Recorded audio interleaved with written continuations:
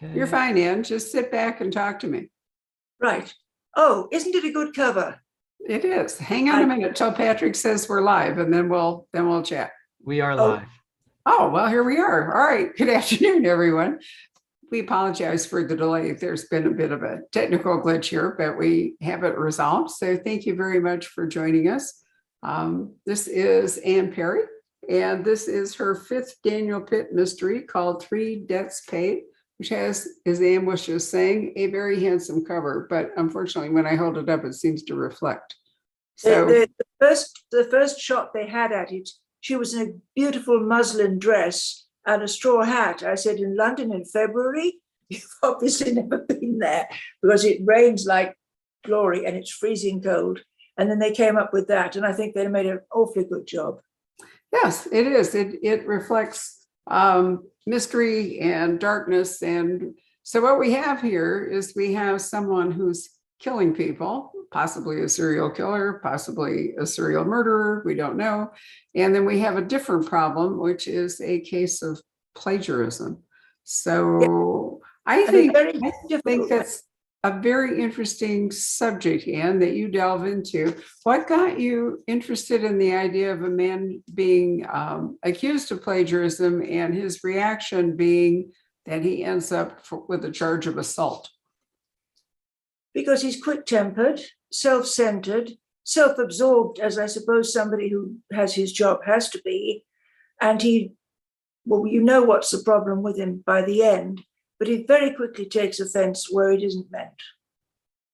And that seems to be, since he doesn't cross swords with people verbally very often, because he has a very solitary sort of job teaching people who wouldn't dare argue with him. But he takes offense where it possibly was a little close to the bone, and he can't control his temper. So he lashes out. But it seemed to me, though, that you're in this situation, it's the younger man who deliberately goes after him. He's the one. Which one of them accuses the other of plagiarism? I think they both have a go at each other, but the older man is accused and takes huge offense. But it was actually the publisher's fault in not putting in the footnote attributing certain things to the correct source, and that must have. Yep, the sources were going back in time a long way. So the sources, the few published sources, were available to everybody. So if the language in the younger man, the aspiring academic, if his language was similar to the older man's, it would be because the sources they're drawing it from the same source, right? But it seems to me that part of what's going on here is that the younger man is hungry for publicity, or if not he, his publisher.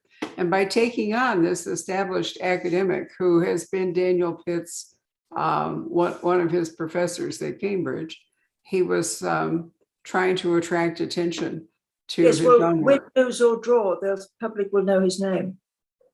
So I think way of looking at it. Cambridge is an interesting university. It seems to me that it's quite different from Oxford in many respects. And one is that it seems, what's the word I want? I don't want to say egghead, but they're really serious intellectuals. I'm not saying there aren't any at Oxford, but Cambridge has always seemed to me to be less social and more intellectual in its. I haven't studied at either of them, but my father went to Cambridge, so I tend to favor Cambridge, although my brother went to Oxford. But I usually, also, the countryside is beautiful around both of them, but I'm more akin to Cambridgeshire than Oxfordshire, simply because I've been there more often, which is not very much. So Cambridge is north of London, northeast. It's up towards the Fen country. It's not, Oxford is more in the Midlands. It's just off the Cotswolds and so forth. And it's much more heavily traveled than, in the ordinary course of life than going. Horse breeding country, more or less. Yeah. So Daniel studied at Cambridge. Yes. You do give us a bit of a glimpse into his student life, or at least the reason that Professor Wilford, who's the older man with the accused of plagiarism or with the controversy going on, was a brilliant teacher, according to Daniel's memory. Yes. Well, he lived it passionately. He was a little bit overboard in any direction, but that appealed to Daniel, as it often does to young people. I think it would have appealed to me. I mean, the French Revolution is a very emotional subject. Well, you have on page 7 here, you're talking about, you have the professor say, passion, injustice, violence, slaughter, and betrayal are the stuff of great drama, the more so if it is based on truth. Think, man, what would Shakespeare have written if he had not plundered history to draw out his inspiration? A few comedies, perhaps? So he's basically saying that Shakespeare went to published sources and, used them to create his plays, but was that plagiarism? Yes, but there were some of them historically very inaccurate. And Richard III's come down through history as a total villain. And it's very possible. I read one historian who thought he was the best of all the Plantagenets. But Shakespeare lived in the time of Elizabeth, who, if Richard III had been a good guy, her grandfather murdered him. If he was a bad guy, then he was justified. I mean, Shakespeare wasn't unaware of the political implications of suggesting that Richard III was murdered unjustly. No, he wasn't. But let's remember that history is written by the winners. Exactly. Yeah. So, yes, I think it was propaganda, among other things, to portray Richard as a villain. I never, for example, have believed that he's the one that killed the little princess in the tower. No, I think Josephine Tay's written quite a bit on that one. Well, she did. And hers is a more emotional response. But I mean, the only person who really had a motive to kill the princess was Henry VII. So, so there we go. But anyway, we digress slightly here. But the point is that the professor, having been accused of plagiarism, loses his temper and punches out the younger man, breaks his jaw, breaks his teeth, breaks his nose. And the younger man charges him with assault. And therefore, the professor needs representation, and he comes to Daniel as a former student. And Daniel feels an obligation to take him on. And Daniel's always remembered this man as such a charismatic teacher. So that's your setup for that particular case, right? Yes, it is.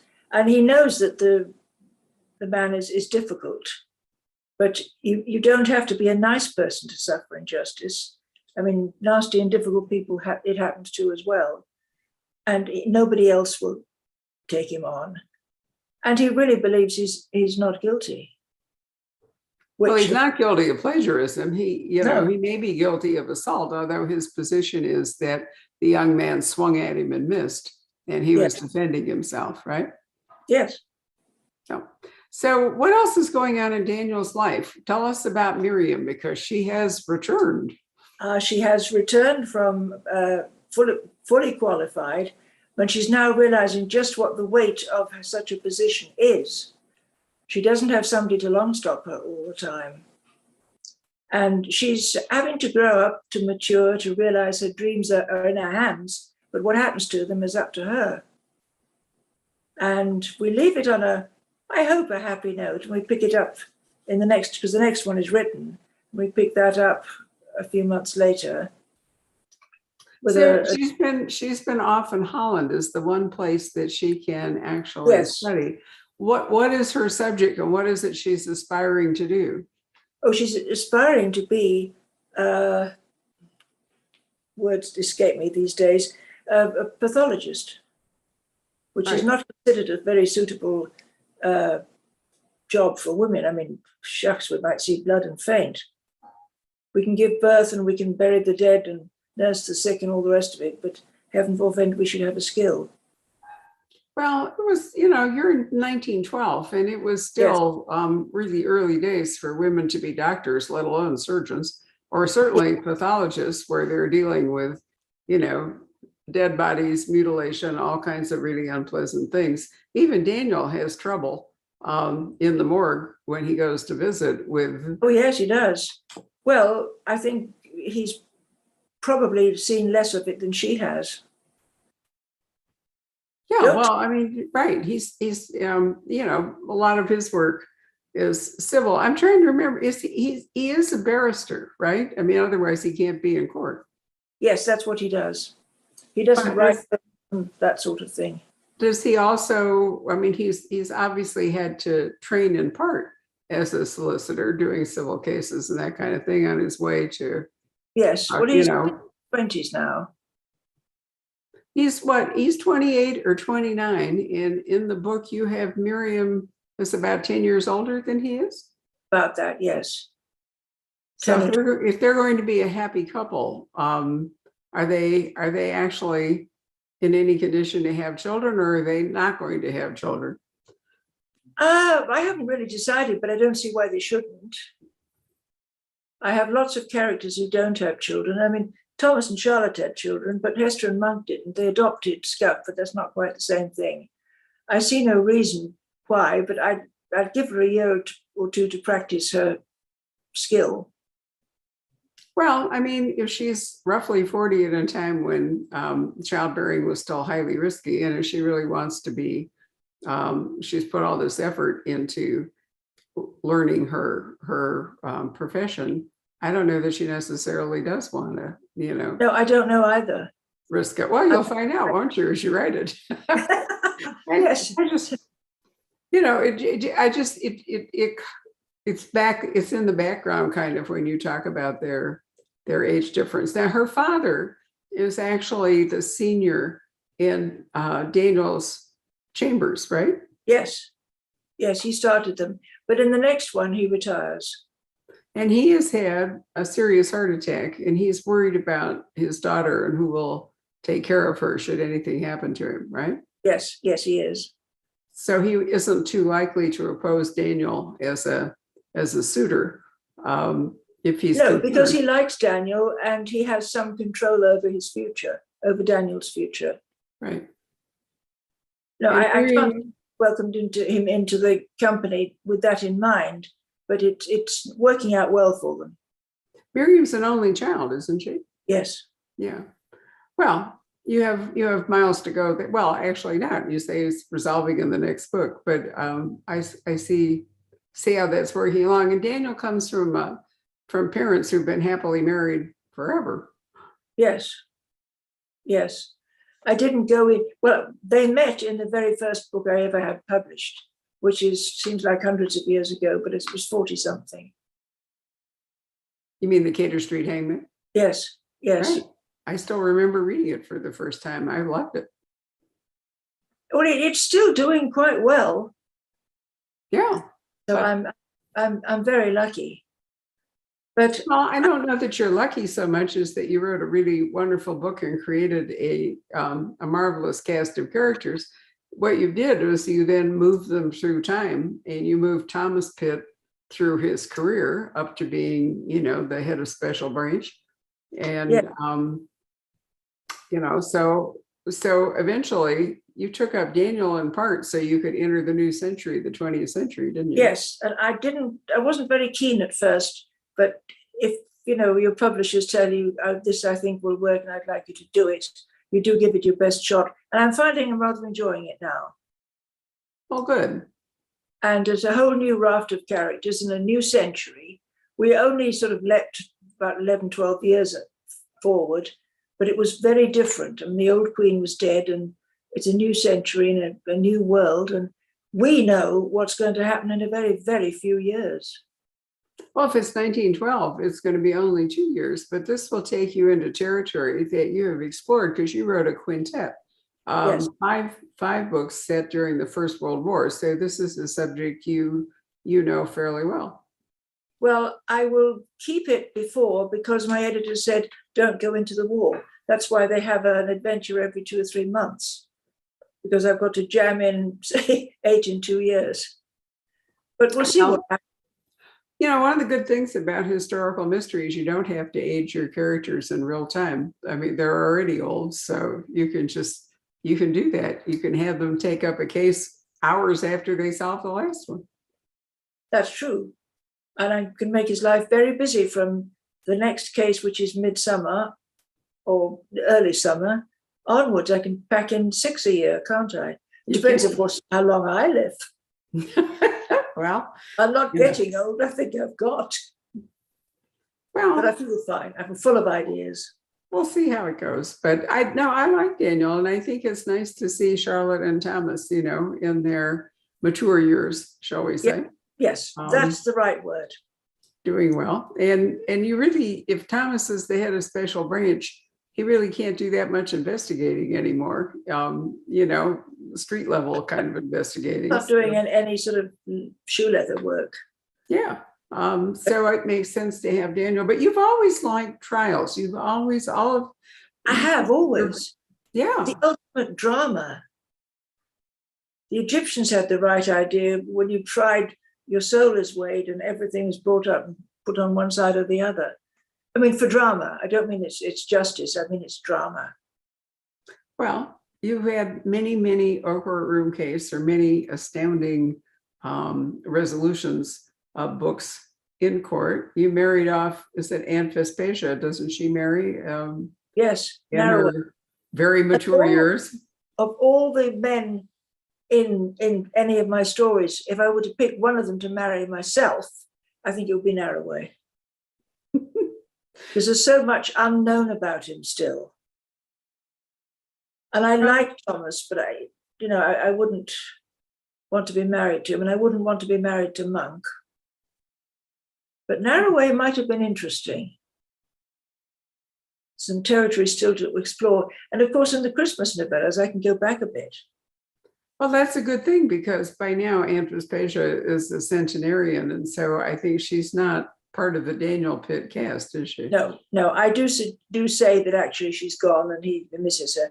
I don't say how or when, but she shouldn't be rickety old lady on sticks. Oh, she's a wonderful character. I always liked her very, very much. I liked her better than anybody else. Yep. What about Charlotte's sister, who's had an up and down kind of a personal Emily. life? I could do something with Emily too. That would be a good idea, actually, to make one of Daniel's cases involve his cousins and his Aunt Emily. Yeah, I think so that would too. Be a good idea. I've got to start another one in a few months. Well, there you are. Thank you. Thank you very You're welcome. much. My pleasure. Indeed. So it seems to me that because Daniel's a lawyer, and also because people are moving around more, he doesn't have to work all of his cases in London. I mean, Thomas was pretty much, London centered, because that's where his jurisdiction was. But Daniel being a lawyer doesn't have any particular jurisdiction. But also people are traveling a lot more. Have you thought about, I know you've moved him around some, but I hadn't thought. I'm not actually sure how. I suppose if you are a lawyer qualified in English law, you can practice anywhere in England. You can't necessarily do it in Scotland.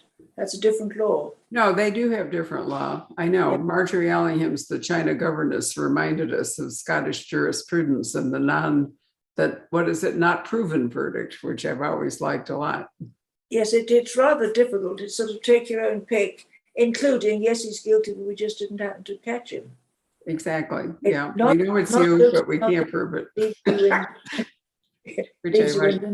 But then did you say Josephine Tay? No, it was Marjorie Allingham. She was another one who came up with some very interesting ideas. Yeah, Josephine Tay was Scottish. Our actual name will come to me. It's not Josephine Tay. She lived in Inverness, and she wrote. She's a playwright. I didn't know that. Inverness was my nearest city when I lived up there. Yes, it is, because I remember coming to visit you and driving from Inverness on those little tricky roads up to your beautiful estate. It was lovely, but I don't miss it. I'm happy where I am now. It's a different part of my life. And Elizabeth McIntosh, that's her real name. Thank you, Patrick. Oh, She always looks things up. So she was definitely a Scot, and she had quite a success in London in the theater on the West End. And so she wrote a few mysteries. I think she's brilliant. I mean, I think the oh, franchise is she's one of there. my favorites. Oh yeah, just amazing. And I'm always surprised that she, is so much less well known than say Christie or Sayers, because people always think of them. But I think Josephine Tey was an incredible writer. And what motivated her, which is a subject you also spend a lot of time on, was reputation. Well, it does matter, doesn't it? Yeah, but if you think And- about The Franchise of Farian, that's a book that is driven. Oh yes, there've been some wonderful adaptations of that from the screen as well. Yeah, but it's all about an attack on a person's reputation, which is something of what you're writing about here with this plagiarism thing. Basically you're talking about academic integrity and the reputation that an academic must have in order to teach successfully. Well, if you've crossed somebody else's path, that's bound to happen. But if you've actually lifted their work, really, in a way, it's the end of your reputation, isn't it? Mm-hmm. Yeah, well, people are fired at universities for plagiarism. So, yes. I think it's crime also. It is a crime. Yep. But I think the damage it does is harder outside the world of crime. I think the damage that it would do, it would certainly ruin your career, whatever other penalties that you ended up paying, whatever. Anyway, or read anything that's right bang on my period. If I'm working in a particular year, I will watch something. I mean, watching the Poirots that are set in the 1934-35 era for fashions and cars and, how they enter a building and carry in gloves and that sort of thing, but not for storyline at all, ever. But just because it helps to see a whole street scene where if you wanted to look at what do the street lamps look like, that might be very difficult. If you watch one of these, you get everything that you could need. And their background and scenery work is wonderful. Speaking of watch, don't I recall there was some conversation about possible dramatization of your work?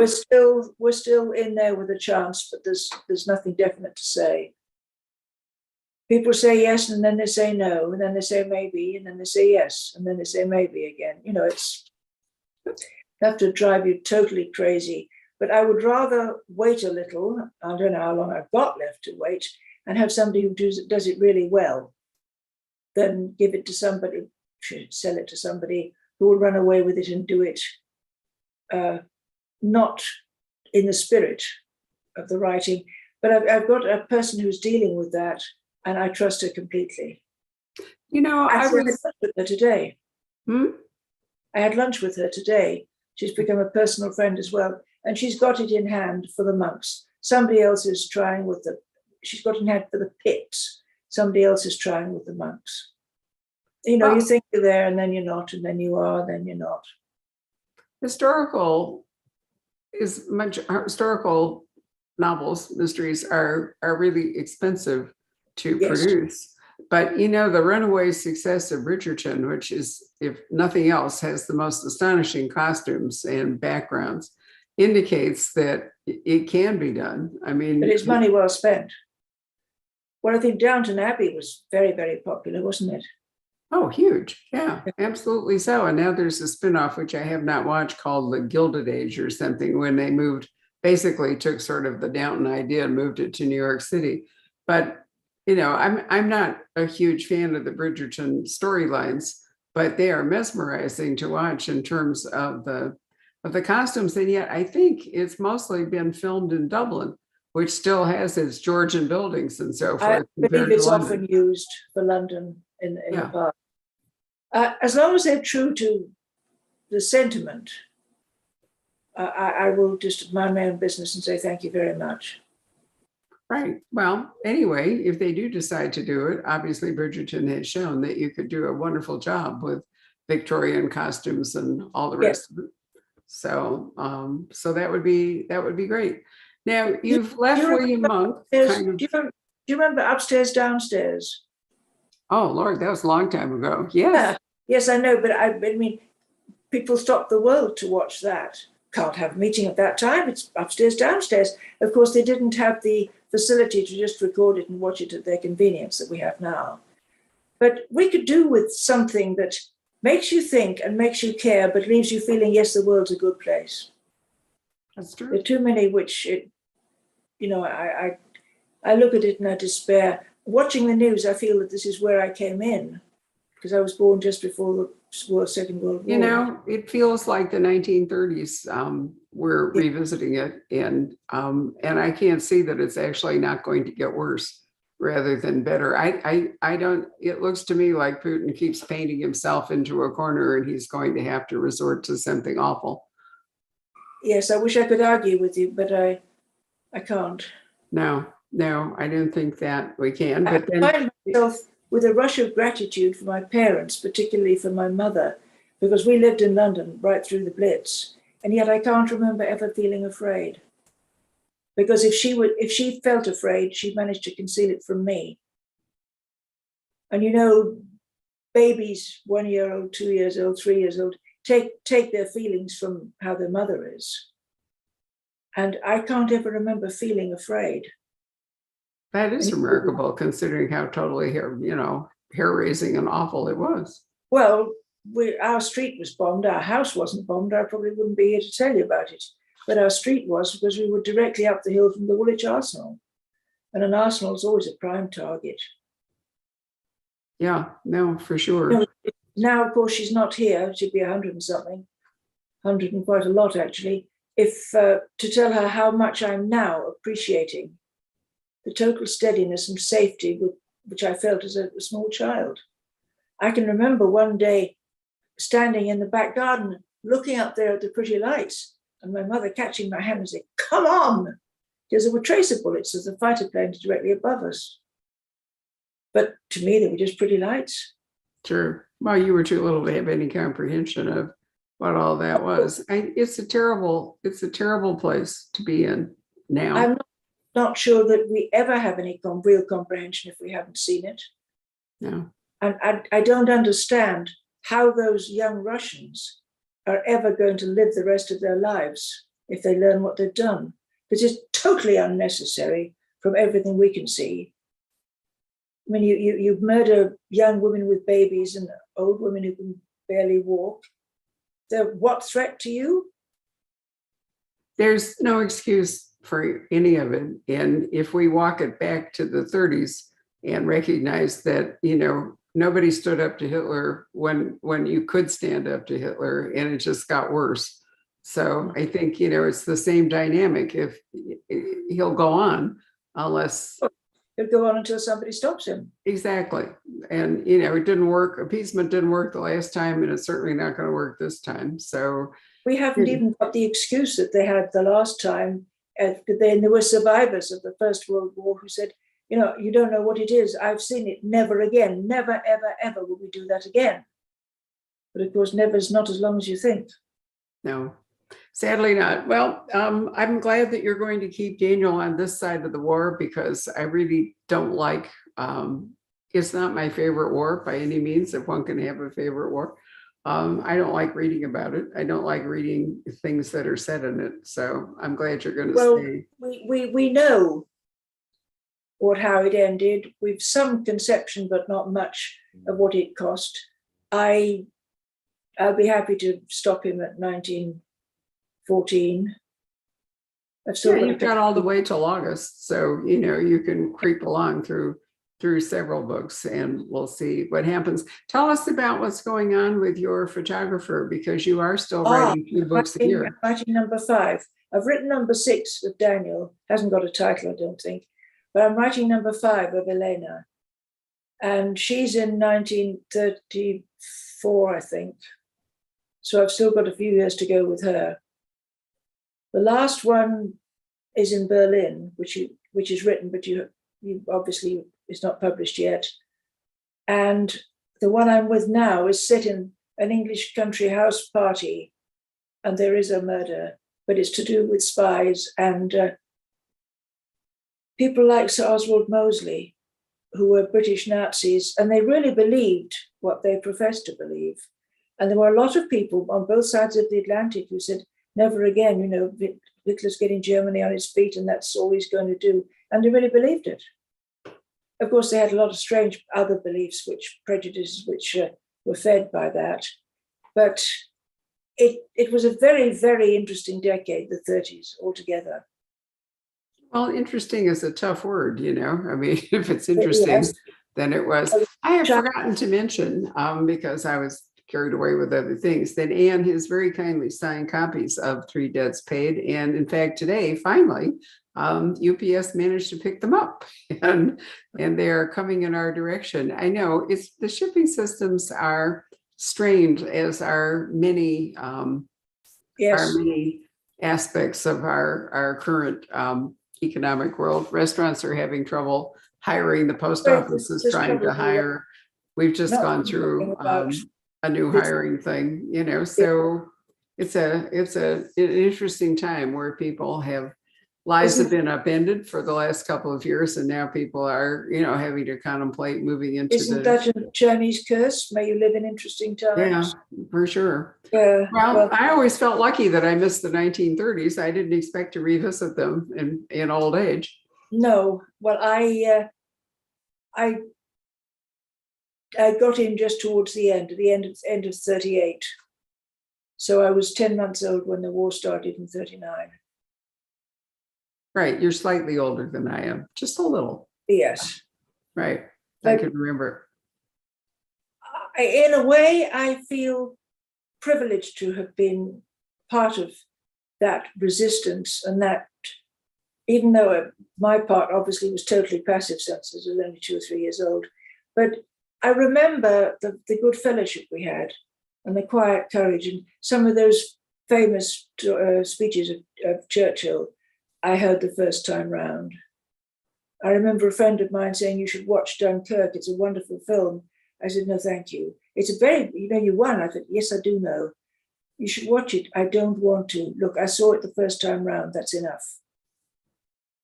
There can't be many people who didn't lose somebody at that time. No, that's very true, and certainly going to be true of any of the Ukrainians who survived. I had a stepbrother I was very fond of. He's gone now, even though he was 6 months younger than I am. But he lost his own father in the Battle of Britain.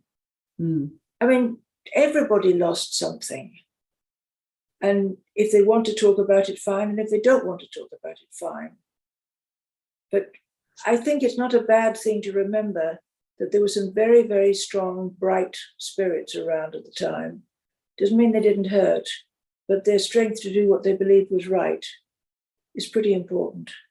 There was a lot of courage, quiet courage as well as outright courage, you know. Oh, yes, the quiet courage, I think, is the kind that lasts longest and impresses the most. People who just have the courage to get up and get on with it day after day after day after day, not making an issue of who they lost. And some people lost just about everybody. Yeah. But I never remember my mother complaining. I mean, she may have complained like heck when I didn't hear, but I never caught that.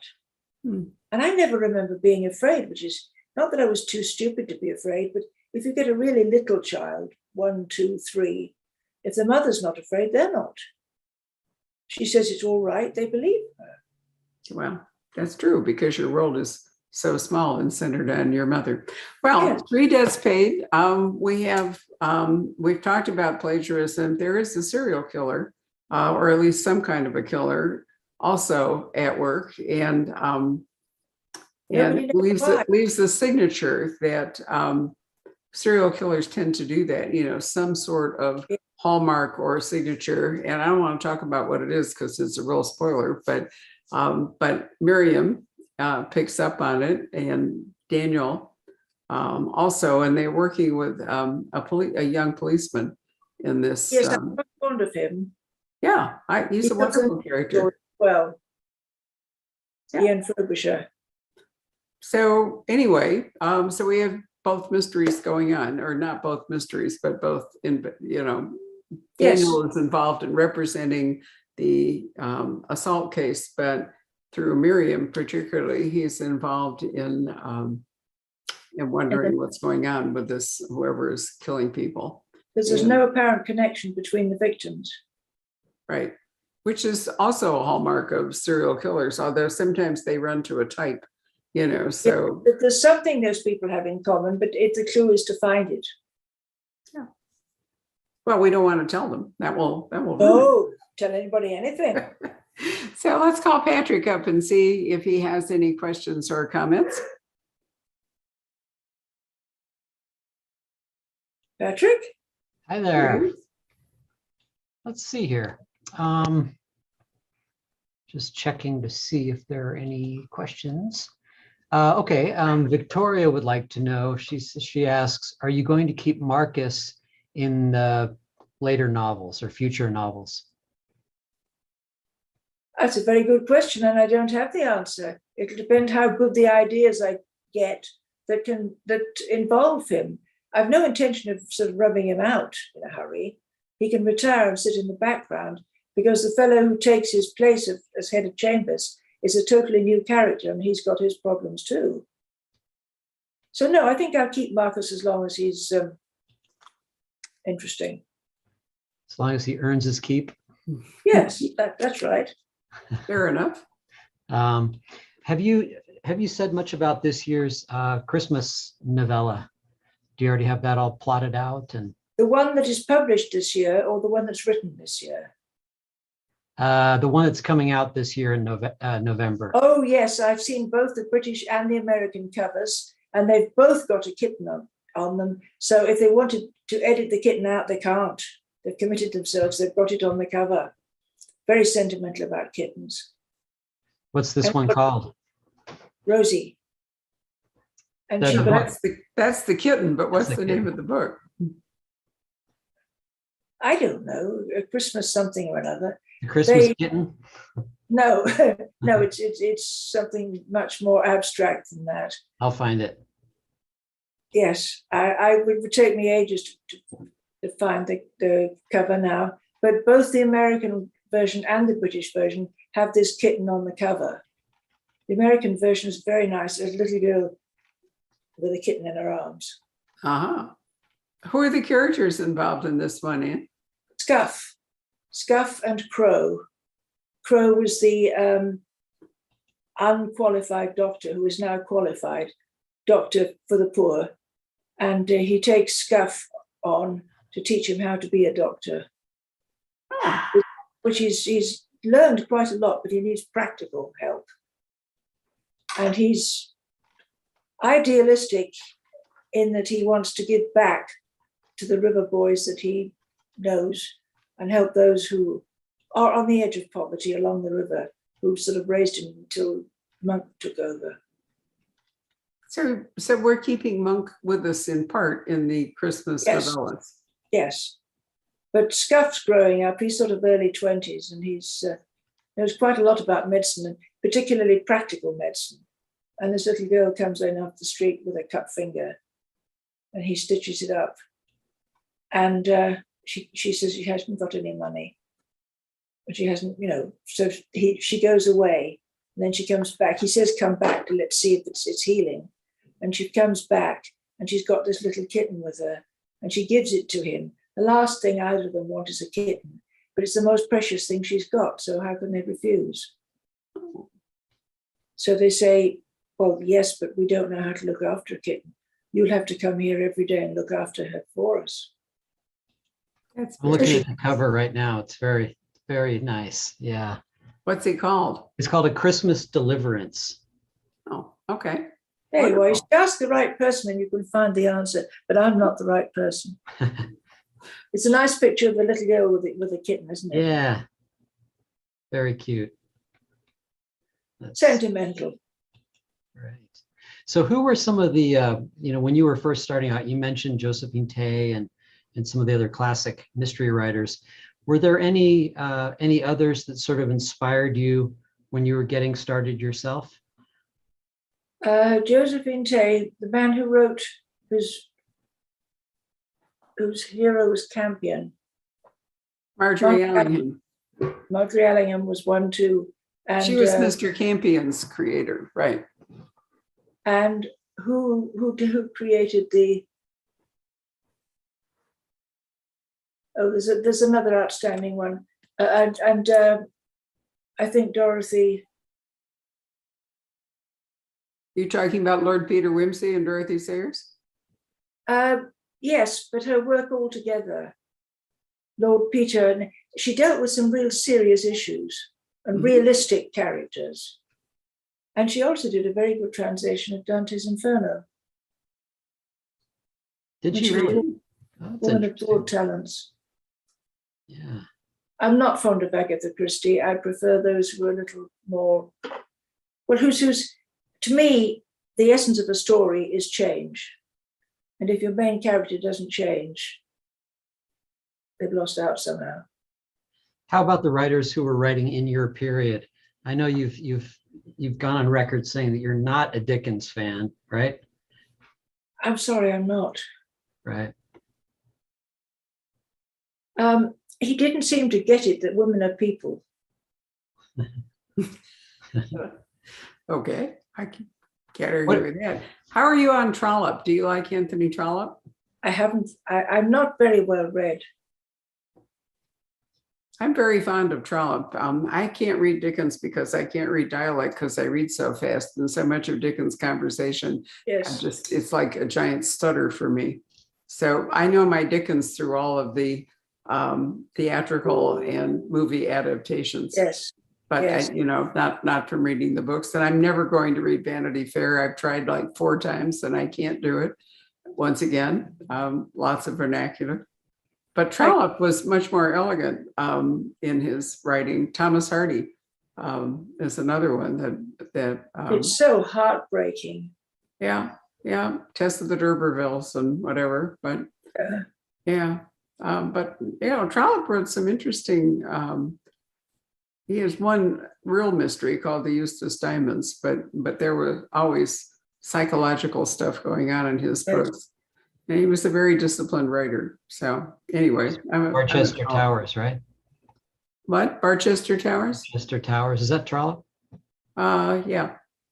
He Was created a whole sort of fictional. Smollett and Trollope in my mind somehow. Oh, Smollett is totally different.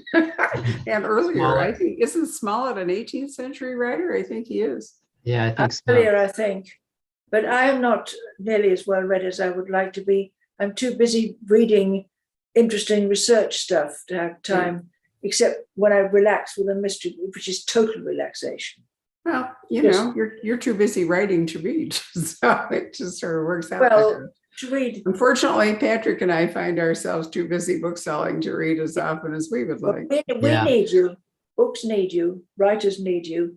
But I must admit, writing something that's not very reading something that's not very satisfying teaches you more sometimes than reading something really good, because you can't copy what that writer did that was really good. You mustn't copy somebody else, but you can learn a lot thinking, no, I didn't enjoy that. Why didn't I? Why was I skipping pages? And usually it's because the main character didn't care enough for me. Yeah, I think it's a combination of not liking the characters or being bored by the voice. Not every voice is one that appeals, but that's true with people. If you meet people who you find boring and you meet people you find fascinating, and But it's a good thing to remember that the reader must know why your main character feels as they do, and they must change with circumstances. Well, you said it well, Anne, when you said, for you, change is the essence of what drives story. And I think that's a really excellent observation. Is there anything else, Patrick? Yeah, there's, let's see, somebody's talking about or is asking about the Nicola Upson series. And she's written a mystery series featuring Josephine Tey as the protagonist. Have you read any of those, Anne? No, I haven't. You have, Barbara. I'm not sure whether I would, because you're taking liberties with a real person. Well, she is. That's true. I have read them all, and the best one is the one that's set in Cambridge in 1939, the name of which I cannot recall. But I thought I wasn't that intrigued with the early ones, but I thought the Cambridge book was really amazing. So, Mm. and that's true in series. So in a long series, some books are better than others. It just works Oh, out that way. And we hope to draw in different kinds of people, things to. I don't really plan ahead, except that I definitely didn't intend to kill anybody off.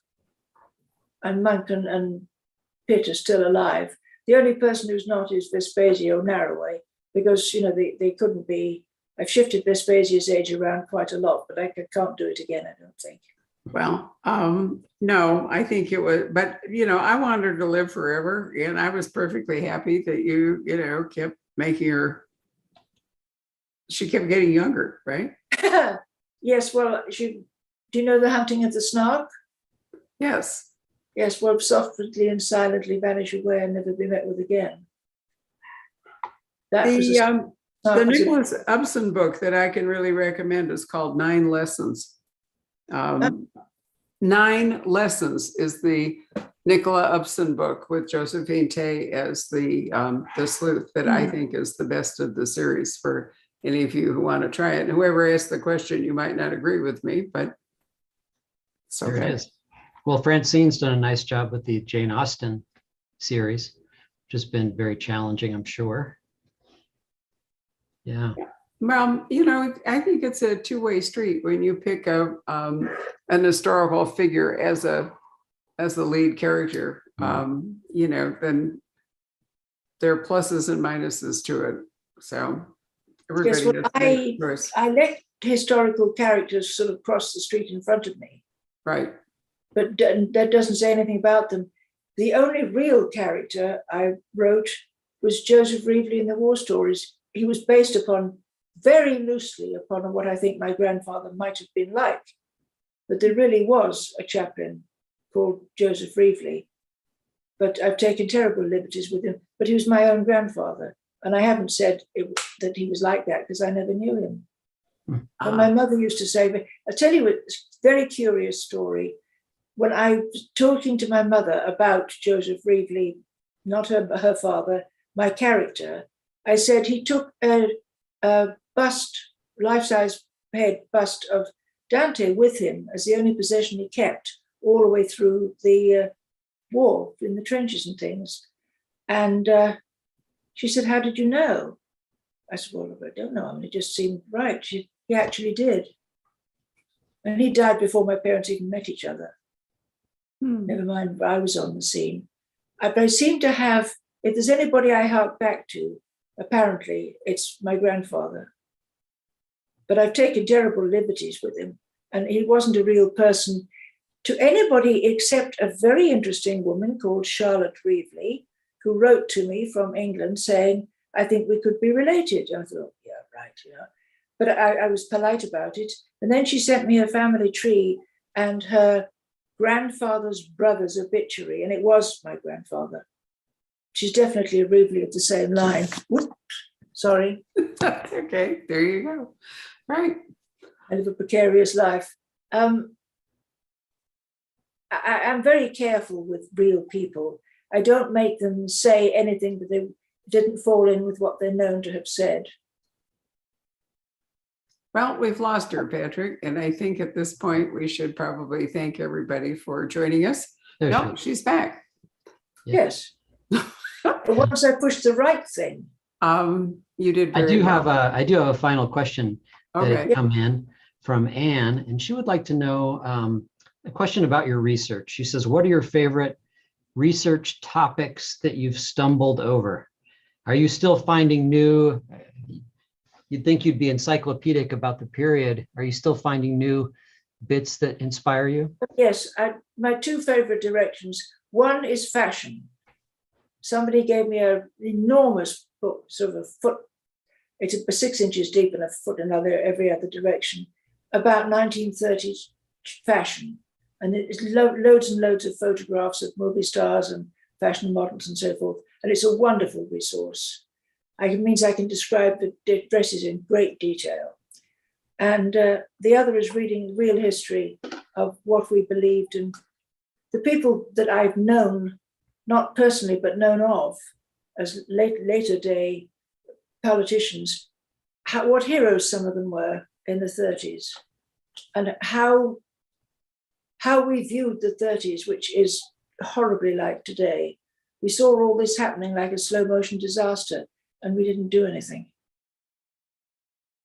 But it's very interesting and frightening and very, very real. You know, those who don't learn their history are doomed to repeat it, which is a horrible thought. Yeah. And here we are. Indeed so. Well, Anne, it's been an absolute pleasure to see you again. And thank you for taking time to be with us. Thank you for signing our copies of Three Debts Paid. And we'll undoubtedly talk to Anne again in the fall, because she will have about 2 books. To meet the fellow taking them out, the UPS fellow. Okay. As I came back from lunch with the producer, he was picking up the boxes and taking them. So Wonderful. I know for sure that he took them.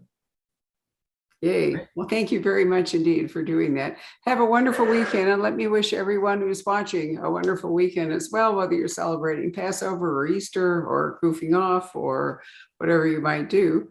I hope you thoroughly enjoy it. Good night, everybody. Good night, Pat.